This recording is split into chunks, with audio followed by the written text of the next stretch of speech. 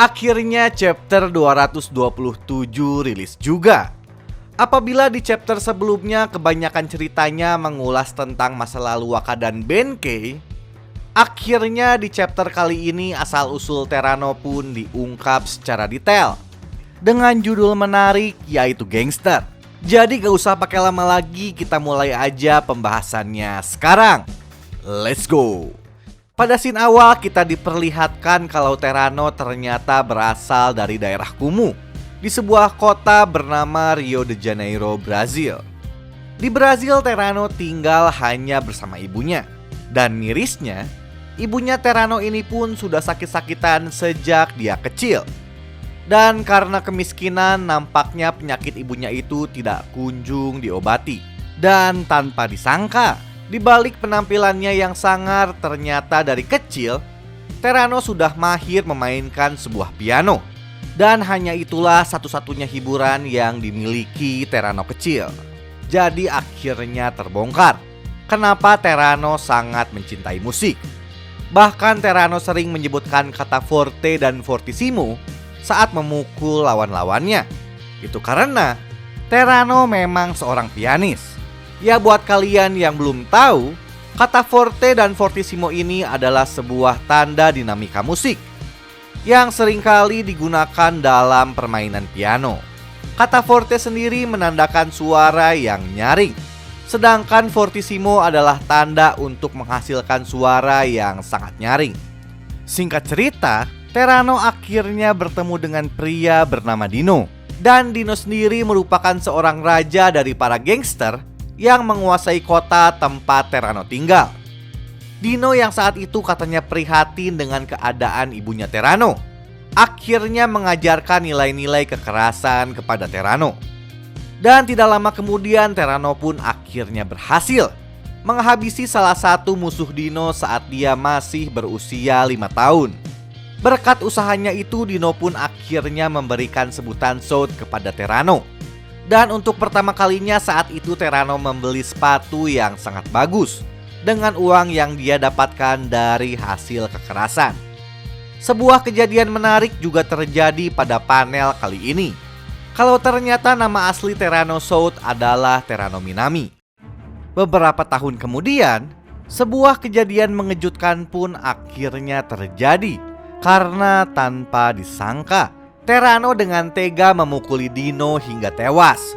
Seorang sosok yang sebenarnya sangat Terano hormati.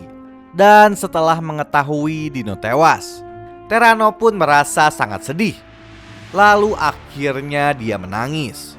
Ya, memang sebuah ironi, karena nilai-nilai kekerasan yang ditanamkan pada Sout sejak kecil akhirnya menjadi bumerang bagi Dino, yang akhirnya tewas di tangan anak didiknya sendiri.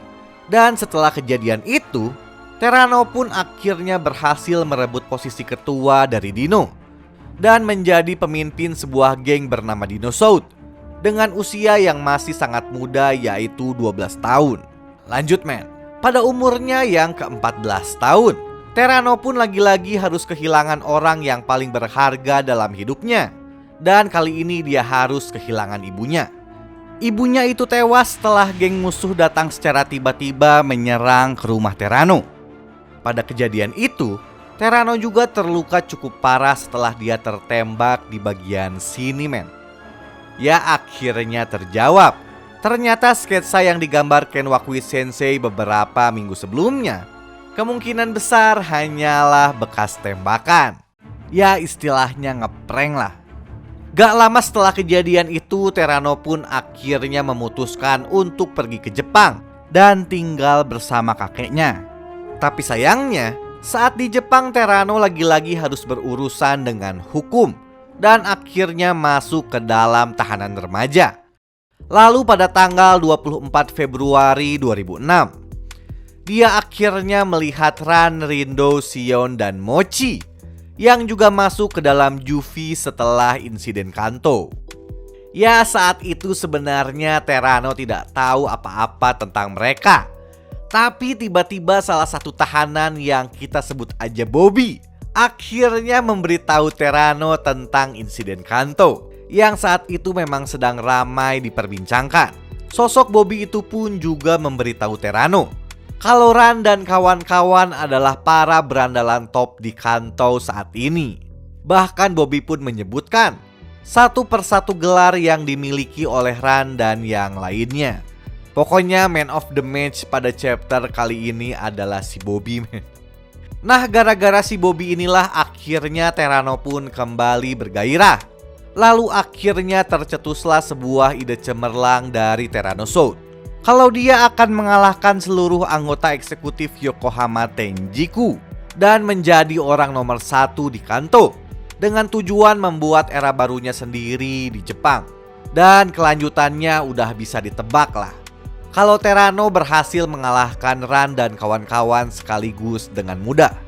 Lalu pada tahun 2007 mereka pun akhirnya membentuk sebuah geng bernama Rokuhara Tandai setelah Terrano keluar dari tahanan, yang dimana sekarang Ran dan kawan-kawan akhirnya menjadi bawahannya Terrano. Di panel selanjutnya diperlihatkan Terrano ingin sekali merekrut Kakucho untuk menjadi bagian dari Rokuhara Tandai. Setelah dia mendengar bahwa Kakucho adalah orang terkuat di Tenjiku saat ini. Ya, walaupun saat itu Ran menyarankan untuk tidak melakukannya, karena menurutnya tidak ada orang lain yang akan Kakucho ikuti selain Izana. Tapi ternyata hal tersebut tidak membuat Terrano berhenti. Bahkan saat itu Terrano berkata kalau dia adalah seorang negosiator yang handal. Singkat cerita, Terrano dan Kakucho pun akhirnya berduel. Dan lagi-lagi Kakucho pun saat itu dikalahkan dengan sangat mudah. Setelah kekalahan itu, Kakucho pun menyetujui untuk bergabung dengan Rokuhara Tandai. Dan saat itu Terrano pun akhirnya mendapatkan gelar lain, yaitu South yang tidak tertandingi. Nah, ada hal menarik pada scene kali ini. Terlihat bekas luka tembak yang dia dapatkan saat masih di Brazil. Dan letak luka tembaknya itu pun terlihat sangat percis, seperti gambar sketsa yang Ken Wakui posting beberapa minggu ke belakang. Ya, kemungkinan besar kena prank sih, tapi kita lihat aja nantilah. Soalnya ekspresi antara sketsa dan gambar kali ini agak berbeda. Scene pun kembali pada pertempuran antara Terrano versus Waka dan Benkei. Ya, walaupun di chapter sebelumnya terlihat mereka berdua menggempur Terrano secara bersamaan, tapi ternyata Terrano berhasil menghalau serangan mereka berdua. Dan nampaknya keadaan pun saat ini sudah berbalik, yang dimana Terrano lah yang berhasil menekan duo legenda hidup Black Dragon tersebut. Pada pertempuran itu seperti biasa Terrano pun bersikap sangat angkuh. Dia berkata, "Ada apa Brahman?" katanya. "Apakah kalian sudah lelah?" Mendengar ucapan Terrano itu, Benkei pun tiba-tiba berkata, "Siapa sangka," katanya, "masih ada monster sepertimu di sekitar sini." Scene pun berpindah kembali pada Kakucho yang tiba-tiba bangkit setelah sebelumnya terkena pukulan pipa besi dari Sanzu. Melihat pertempuran sengit antara Terrano melawan Waka dan Benkei, dia pun akhirnya berkata, tidak peduli seberapa kuat duo legenda hidup Black Dragon generasi pertama, mereka tidak akan pernah mengalahkan South. Dia adalah seseorang yang sangat dicintai oleh kekerasan. Dan chapter 227 pun berakhir. Oke, sekian dulu pembahasan gue kali ini. Gue ucapin terima kasih buat kalian yang udah nonton video ini dari awal sampai akhir. Dan buat kalian yang menyukai pembahasan gue kali ini, jangan lupa klik subscribe dan like-nya men. Ketemu lagi di video gue selanjutnya. Ciao.